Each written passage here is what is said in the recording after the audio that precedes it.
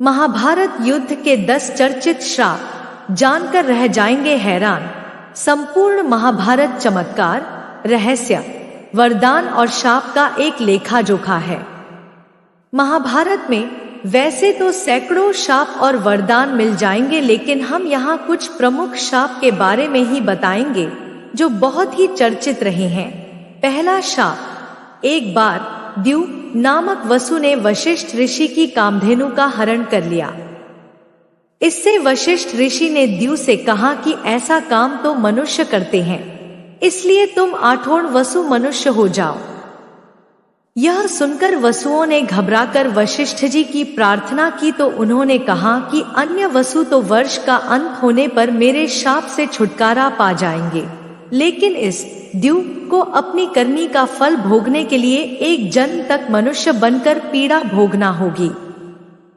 यह सुनकर वसुओं ने गंगा जी के पास जाकर उन्हें वशिष्ठ जी के शाप को विस्तार से बताया और यह प्रार्थना की कि आप मृत्युलोक में अवतार लेकर हमें गर्भ में धारण करें और ज्यों ही हम जन्म लें हमें पानी में डुबो दें। इस तरह हम जल्दी से सभी मुक्त हो जाएंगे। गंगा माता ने स्वीकार कर लिया और वे युक्तिपूर्वक शांतनु राजा की पत्नी बन गई और शांतनु से वचन भी ले लिया। शांतनु से गंगा के गर्भ में पहले जो 7 पुत्र पैदा हुए थे उन्हें उत्पन्न होते ही गंगा जी ने पानी में डुबो दिया, जिससे 7 वसु तो मुक्त हो गए, लेकिन 8वें में शांतनु ने गंगा को रोककर इसका कारण जानना चाहा। गंगा जी ने राजा की बात मानकर वसुओं को वशिष्ठ के शाप का सब हाल कह सुनाया। राजा ने उस 8वें पुत्र को डुबोने नहीं दिया और इस वचन भंगता के कारण गंगा 8वें पुत्र को सौंपकर अंतर्ध्यान हो गई। यही बालक द्यू नामक वसु था। यही बालक आगे चलकर भीष्म कहलाया। अंबा का शाप। सत्यवती के गर्भ से महाराज शांतनु को चित्रांगद और विचित्रवीर्य नाम के 2 पुत्र हुए। शांतनु की मृत्यु के बाद चित्रांगद राजा बनाए गए, किंतु गंधर्वों के साथ युद्ध में उनकी मृत्यु हो गई। तब विचित्रवीर्य बालक ही थे। फिर भी भीष्म विचित्रवीर्य को सिंहासन पर बैठाकर खुद राजकार्य देखने लगे। विचित्रवीर्य के युवा होने पर भीष्म ने बलपूर्वक काशीराज की 3 पुत्रियों का हरण कर लिया और वे उसका विवाह विचित्रवीर्य से करना चाहते थे, क्योंकि भीष्म चाहते थे कि किसी भी तरह अपने पिता शांतनु का कुल बढ़े। लेकिन बाद में बड़ी राजकुमारी अंबा को छोड़ दिया गया, क्योंकि वह शाल्वराज को चाहती थी। लेकिन शाल्वराज के पास जाने के बाद अंबा को शाल्वराज ने स्वीकार करने से मना कर दिया। अंबा के लिए यह दुखदायी स्थिति हो चली थी। अंबा ने अपनी इस दुर्दशा का कारण भीष्म को समझकर उनकी शिकायत परशुराम जी से की। परशुराम जी ने अन्याय के खिलाफ लड़ने की ठानी। परशुराम जी ने भीष्म से कहा कि तुमने अंबा का बलपूर्वक अपहरण किया है, अतः अब तुम्हें इससे विवाह करना होगा, अन्यथा मुझसे युद्ध के लिए तैयार हो जाओ।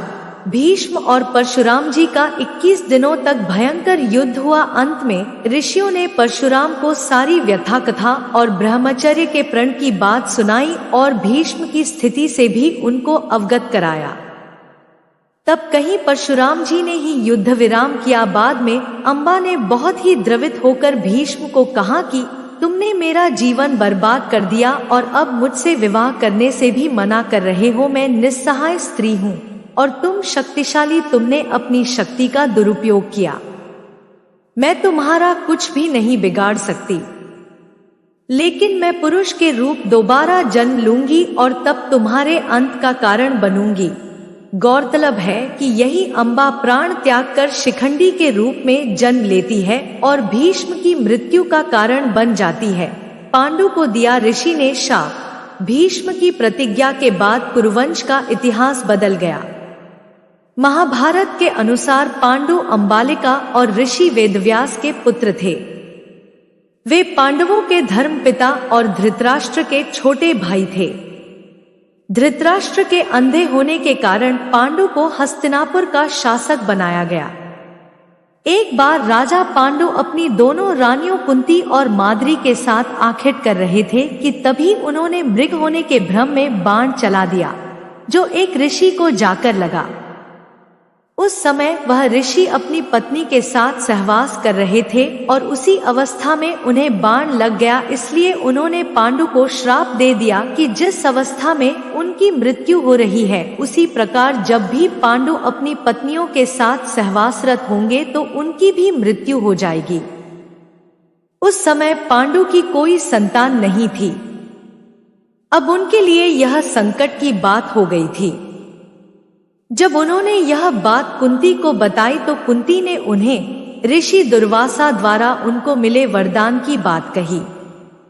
इस वरदान से कुंती किसी भी देवता का आवाहन कर उन्हें बुलाकर उनके साथ नियोग कर सकती थी। विवाह पूर्व उन्होंने सूर्यदेव का आवाहन किया था, जिसके चलते कर्ण का जन्म हुआ था, लेकिन कुंती ने लोकलज्जा के कारण उसे नदी में बहा दिया था। खैर, पांडु मान गए। तब कुंती ने एक एक कर कई देवताओं का आवाहन किया। इस प्रकार माद्री ने भी देवताओं का आवाहन किया। तब कुंती को 3 और माद्री को 2 पुत्र प्राप्त हुए, जिनमें युधिष्ठिर सबसे ज्येष्ठ थे। कुंती के अन्य पुत्र थे भीम और अर्जुन तथा माद्री के पुत्र थे नकुल व सहदेव। कुंती ने धर्मराज, वायु एवं इंद्र देवता का आवाहन किया था, तो माद्री ने अश्विन कुमारों का एक दिन वर्षा ऋतु का समय था और पांडु और माद्री वन में विहार कर रहे थे। उस समय पांडु अपने कामवेग पर नियंत्रण न रख सके और माद्री के साथ सहवास करने को उतावले हो गए और तब ऋषि का श्राप महाराज पांडु की मृत्यु के रूप में फलित हुआ। माद्री पांडु की मृत्यु बर्दाश्त नहीं कर सकी और उनके साथ सती हो गई। यह देखकर पुत्रों के पालन पोषण का भार अब कुंती पर आ गया था। उसने अपने मायके जाने के बजाय हस्तिनापुर का रुख किया। हस्तिनापुर में रहने वाले ऋषि मुनि सभी पांडवों को राजा पांडु का पुत्र मानते थे, तो वे सभी मिलकर पांडवों को राजमहल छोड़कर आ गए। कुंती के कहने पर सभी ने पांडवों को पांडु का पुत्र मान लिया और उनका स्वागत किया। राजमहल में कुंती का सामना गांधारी से भी हुआ। कुंती वसुदेव जी की बहन और भगवान श्री कृष्ण की बुआ थी, तो गांधारी गंधार नरेश की पुत्री और राजा धृतराष्ट्र की पत्नी थी। कर्ण को मिला शाप। उस काल में द्रोणाचार्य, परशुराम और वेदव्यास को ही ब्रह्मास्त्र चलाना और किसी के द्वारा ब्रह्मास्त्र का प्रयोग किए जाने पर उसे असफल कर देना याद था। उन्होंने यह विद्या अपने कुछ खास शिष्यों को ही प्रदान की थी। उसमें भी किस तरह ब्रह्मास्त्र को असफल करना, यह कम ही शिष्यों को याद था। जब द्रोणाचार्य ने कर्ण के सूत पुत्र होने को जानकर ब्रह्मास्त्र विद्या सिखाने से इनकार कर दिया, तब वे परशुराम के पास पहुंच गए। परशुराम ने प्रण लिया था कि वे इस विद्या को किसी ब्राह्मण को ही सिखाएंगे, क्योंकि इस विद्या के दुरुपयोग का खतरा बढ़ गया था। उस काल में तापस, कुशाग्र, विनम्र, ब्रह्मज्ञाता और विद्यावान लोगों को ही ब्राह्मण कहा जाता था। कर्ण यह सीखना चाहता था, तो उसने परशुराम के पास पहुंचकर खुद को ब्राह्मण का पुत्र बताया और उनसे यह विद्या सीख ली। परशुराम ने ब्रह्मास्त्र के अलावा कर्ण को अन्य सभी अस्त्र शस्त्रों की शिक्षा दी थी। फिर एक दिन जंगल में कहीं जाते हुए परशुराम जी को थकान महसूस हुई। उन्होंने कर्ण से कहा कि वे थोड़ी देर सोना चाहते हैं। कर्ण ने उनका सिर अपनी गोद में रख लिया। परशुराम गहरी नींद में सो गए। तभी कहीं से एक कीड़ा आया और वह कर्ण की जांघ पर डंक मारने लगा। कर्ण की जांघ पर घाव हो गया, लेकिन परशुराम की नींद खुल जाने के भय से वह चुपचाप बैठा रहा। घाव से खून बहने लगा। बहते खून ने जब परशुराम को छुआ तो उनकी नींद खुल गई। उन्होंने कर्ण से पूछा कि तुमने उस कीड़े को हटाया क्यों नहीं? कर्ण ने कहा कि आपकी नींद टूटने का डर था, इसलिए परशुराम ने कहा कि किसी ब्राह्मण में इतनी सहनशीलता नहीं हो सकती है। तुम जरूर कोई क्षत्रिय हो, सच सच बताओ। तब कर्ण ने सच बता दिया। क्रोधित परशुराम ने कर्ण को उसी समय शाप दिया कि तुमने मुझसे जो भी विद्या सीखी है वह झूठ बोलकर सीखी है, इसलिए जब भी तुम्हें इस विद्या की सबसे ज्यादा आवश्यकता होगी तभी तुम इसे भूल जाओगे, कोई भी दिव्यास्त्र का उपयोग नहीं कर पाओगे। अर्जुन को मिला शाप। अर्जुन सशरीर इंद्र सभा में गया तो उसके स्वागत में उर्वशी, रंभा आदि अप्सराओं ने नृत्य किए। अर्जुन के रूप सौंदर्य पर मोहित हो उर्वशी उसके निवास स्थान पर गई और प्रणय निवेदन किया। साथ ही इसमें कोई दोष नहीं लगता, इसके पक्ष में अनेक दलीलें भी दी, किंतु अर्जुन ने अपने दृढ़ इंद्रिय संयम का परिचय देते हुए कहा, यथा कुंती च माद्री च शची चैव ममान्घ तथा च वंशजन्नी त्वं ही मेद्य गरियसी गच्छ मूर्धना प्रपन्नोस्मि पादौते वरवर्णिनी त्वं ही में मातृवत पूजा रक्ष्योह पुत्रवत त्वया।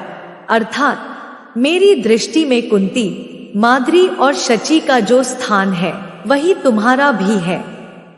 तुम पुरु वंश की जन्नी होने के कारण आज मेरे लिए परम गुरु स्वरूप हो। हे वरवर्णिनी, मैं तुम्हारे चरणों में मस्तक रखकर तुम्हारी शरण में आया हूं, तुम लौट जाओ।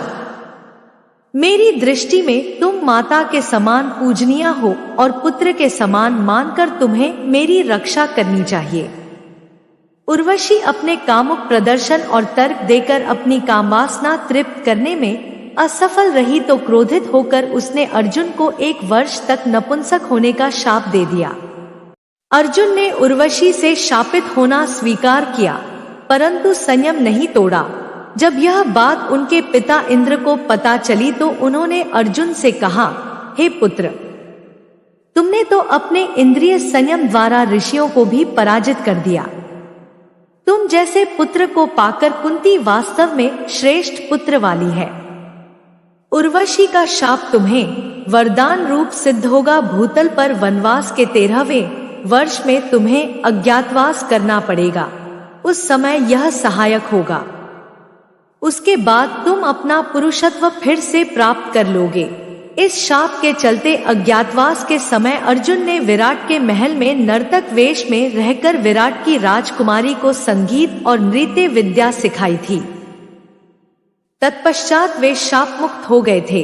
श्री कृष्ण वंश के नाश का शाप धर्म के विरुद्ध आचरण करने के दुष्परिणाम स्वरूप अंत में दुर्योधन आदि मारे गए और कौरव वंश का विनाश हो गया।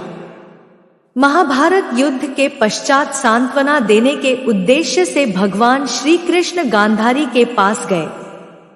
गांधारी अपने 100 पुत्रों की मृत्यु के शोक में अत्यंत व्याकुल थी। भगवान श्री कृष्ण को देखते ही गांधारी ने क्रोधित होकर उन्हें शाप दिया कि तुम्हारे कारण जिस प्रकार से मेरे 100 पुत्रों का नाश हुआ है, उसी प्रकार तुम्हारे वंश का भी आपस में एक दूसरे को मारने के कारण नाश हो जाएगा।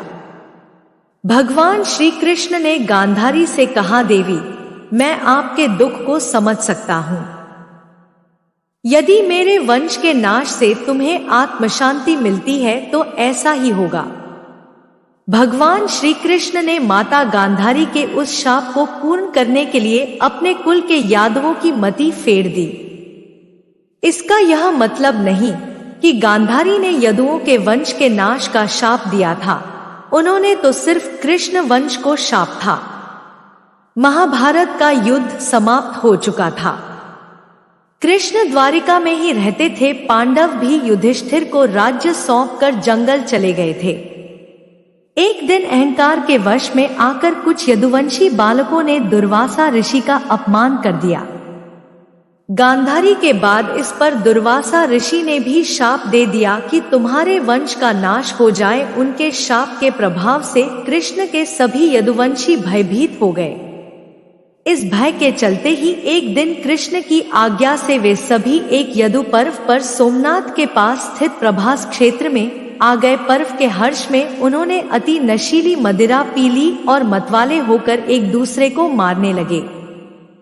इस तरह भगवान श्री कृष्ण को छोड़कर कुछ ही जीवित बचे रह गए। एक कथा के अनुसार संयाग से सांप के पेट से निकले मूसल को जब भगवान श्री कृष्ण की आज्ञा से रगड़ा गया था तो उसके चूर्ण को इसी तीर्थ के तट पर फेंका गया था, जिससे उत्पन्न हुई झाड़ियों को यादवों ने एक दूसरे को मारना शुरू किया था। ऋषियों के श्राप से उत्पन्न हुई इन्हीं झाड़ियों ने तीक्ष्ण अस्त्र शस्त्रों का काम किया और सारे प्रमुख यदुवंशियों का यहाँ विनाश हुआ।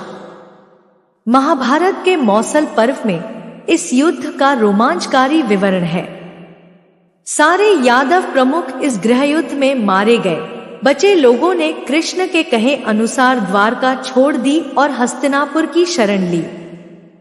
यादवों और उनके भोज्य गणराज्यों का अंत होते ही कृष्ण की बसाई द्वारिका सागर में डूब गई। भगवान कृष्ण इसी प्रभास क्षेत्र में अपने कुल का नाश देखकर बहुत व्यथित हुए।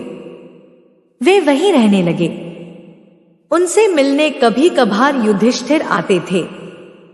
एक दिन वे इसी प्रभास क्षेत्र के वन में एक पीपल के वृक्ष के नीचे योग निद्रा में लेटे थे। तभी जरा नामक एक बहेलिये ने भूलवश उन्हें हिरण समझकर विषयुक्त बाण चला दिया, जो उनके पैर के तलुवे में जाकर लगा और भगवान श्री कृष्ण ने इसी को बहाना बनाकर देह त्याग दी। महाभारत युद्ध के ठीक 36 वर्ष बाद उन्होंने अपनी देह इसी क्षेत्र में त्याग दी थी। महाभारत का युद्ध हुआ था तब वे लगभग 56 वर्ष के थे। उनका जन्म 3112 ईसा पूर्व हुआ था। इस मान से 3020 ईसा पूर्व उन्होंने 92 वर्ष की उम्र में देह त्याग दी थी। अंत में कृष्ण के प्रपौत्र वज्र अथवा वज्रनाभ द्वारिका के यदुवंश के अंतिम शासक थे, जो यदुओं की आपसी लड़ाई में जीवित बच गए थे। द्वारिका के समुद्र में डूबने पर अर्जुन द्वारिका गए और वज्र तथा शेष बची यादव महिलाओं को हस्तिनापुर ले गए। कृष्ण के प्रपौत्र वज्र को हस्तिनापुर में मथुरा का राजा घोषित किया।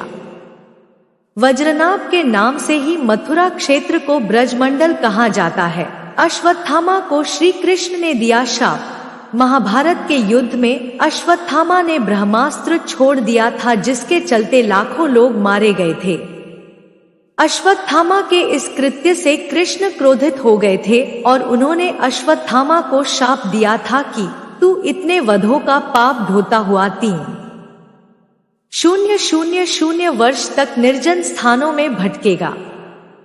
तेरे शरीर से सदैव रक्त की दुर्गंध निःसृत होती रहेगी। तू अनेक रोगों से पीड़ित रहेगा।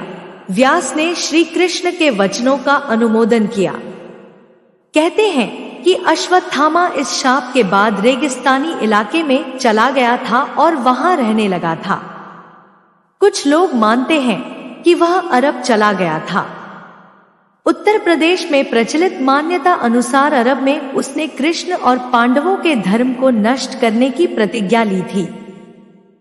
हालांकि भारत में लोग दावा करते हैं कि अमुक जगहों पर अश्वत्थामा आता रहता है, लेकिन अब तक इसकी सच्चाई की पुष्टि नहीं हुई है। यदि हम यह माने कि उनको मात्र 3000 वर्षों तक जिंदा रहने का ही शाप था, तो फिर वे अब तक मर चुके होंगे, क्योंकि महाभारत युद्ध को हुए 3000 वर्ष कभी के हो चुके हैं। लेकिन यदि उनको कलिकाल के अंत तक भटकने का शाप दिया गया था, तो दुर्योधन को मिला शाप। एक बार वेदव्यास ने धृतराष्ट्र से मिलकर कहा कि महर्षि मैत्रेय यहाँ आ रहे हैं। वे पांडवों से मिलकर अब आप लोगों से मिलना चाहते हैं। वे ही तुम्हारे पुत्र को पांडवों से मिल मिलाप का उपदेश देंगे। इस बात की सूचना मैं दे देता हूँ कि वे जो कुछ भी कहे बिना तर्क वितर्क के मान लेना। मैं ऐसा इसलिए कह रहा हूँ कि मैत्रेय की आज्ञा का उल्लंघन हुआ तो वे क्रोध में आकर शाप भी दे सकते हैं, इसलिए शांतिपूर्वक उनकी बातें सुन लेना। अमल करना या नहीं करना यह तुम्हारे ऊपर निर्भर है। इतना कहकर वेदव्यास जी चले गए। धृतराष्ट्र महर्षि मैत्रेय के आते ही अपने पुत्रों सहित उनकी सेवा व सत्कार करने लगे। विश्राम के बाद धृतराष्ट्र ने बड़ी विनय के साथ पूछा, भगवान आपकी यहाँ तक की यात्रा कैसी रही? पांचों पांडव कुशल पूर्वक तो हैं। तब मैत्रेय जी ने कहा कि राजन, तीर्थ यात्रा करते हुए वहां संयोगवश काम्यक वन में युधिष्ठिर से मेरी भेंट हो गई। वे आजकल तपोवन में रहते हैं। उनके दर्शन के लिए वहां बहुत से ऋषि मुनि आते हैं। मैंने वहीं यह सुना कि तुम्हारे पुत्रों ने पांडवों को जुए में धोखे से हराकर वन भेज दिया।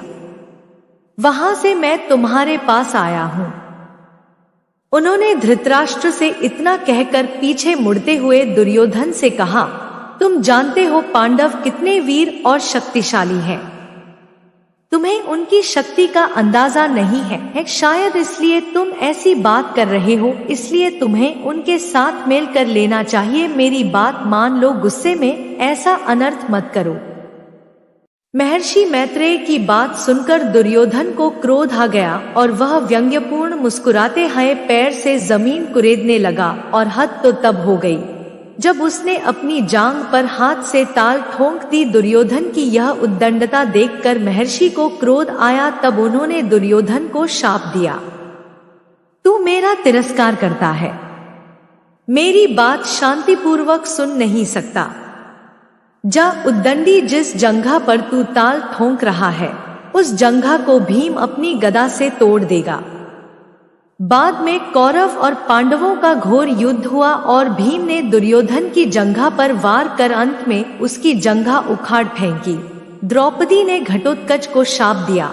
जब घटोत्कच पहली बार अपने पिता भीम के राज्य में आया तो अपनी मां हिडिंबा की आज्ञा के अनुसार उसने द्रौपदी को कोई सम्मान नहीं दिया। द्रौपदी को अपमान महसूस हुआ और उसे बहुत गुस्सा आया। वह उस पर चिल्लाई कि वह एक विशिष्ट स्त्री है, वह युधिष्ठिर की रानी है, वह ब्राह्मण राजा की पुत्री है तथा उसकी प्रतिष्ठा पांडवों से कहीं अधिक है। और उसने अपनी दुष्ट राक्षसी मां के कहने पर बड़ों, ऋषियों और राजाओं से भरी सभा में उसका अपमान किया है। जा दुष्ट, तेरा जीवन बहुत छोटा होगा तथा तू बिना किसी लड़ाई के मारा जाएगा। राजा परीक्षित को शाप। एक बार राजा परीक्षित आखेट हेतु वन में गए। वन्य पशुओं के पीछे दौड़ने के कारण वे प्यास से व्याकुल हो गए तथा जलाशय की खोज में इधर उधर घूमते घूमते वे शमीक ऋषि के आश्रम में पहुंच गए। वहां पर शमीक ऋषि नेत्र बंद किए हुए ब्रह्मा ध्यान में लीन बैठे थे। राजा परीक्षित ने उनसे जल मांगा, किंतु ध्यानमग्न होने के कारण शमीक ऋषि ने कुछ भी उत्तर नहीं दिया। सिर पर स्वर्ण मुकुट पर निवास करते हुए कलयुग के प्रभाव से राजा परीक्षित को प्रतीत हुआ कि यह ऋषि ध्यानस्थ होने का ढोंग कर मेरा अपमान कर रहा है। उन्हें ऋषि पर बहुत क्रोध आया। उन्होंने अपने अपमान का बदला लेने के उद्देश्य से पास ही पड़े हुए एक मृत सर्प को अपने धनुष की नोक से उठाकर ऋषि के गले में डाल दिया और अपने नगर वापस आ गए। शमीक ऋषि जब ध्यान साधना से जागृत हुए तो उन्होंने अपने गले में पड़े मृत सर्प को देखा। उन्हें ज्ञात ही नहीं हो पाया था कि उनके साथ राजा ने क्या किया है। उस दौरान शमीक ऋषि के पुत्र रिंगी ऋषि आ पहुंचे और जब उन्होंने जाना कि उनके पिता का राजा ने अपमान किया है तो वे बहुत क्रोधित हुए। उन्होंने सोचा कि यदि यह राजा जीवित रहेगा तो इसी प्रकार ऋषियों का अपमान करता रहेगा। इस प्रकार विचार करके उस ऋषि कुमार ने तुरंत ही कमंडल से अपनी अंजलि में जल लेकर तथा उसे मंत्रों से अभिमंत्रित करके राजा परीक्षित को यह शाप दे दिया कि जा, तुझे आज से 7वें दिन तक्षक सर्प डसेगा। शमीक ऋषि कुछ समझ पाते इससे पहले तो रिंगी ऋषि ने शाप दे डाला। शमीक ऋषि ने अपने पुत्र से कहा कि तूने यह अच्छा नहीं किया। वह राजा तो प्रजा का रक्षक है, उसने इतना बड़ा अपराध भी नहीं किया था कि उसे इतना बड़ा शाप दिया जाए। शमीक को बहुत पश्चाताप हुआ। उल्लेखनीय है कि द्रोण पुत्र अश्वत्थामा के ब्रह्मास्त्र प्रहार से उत्तरा ने मृत शिशु को जन्म दिया था, किंतु भगवान श्री कृष्ण ने अभिमन्यु उत्तरा पुत्र को ब्रह्मास्त्र के प्रयोग के बाद भी फिर से जीवित कर दिया था। यही बालक आगे चलकर राजा परीक्षित नाम से प्रसिद्ध हुआ। परीक्षित के प्रतापी पुत्र हुए जन्मेजय।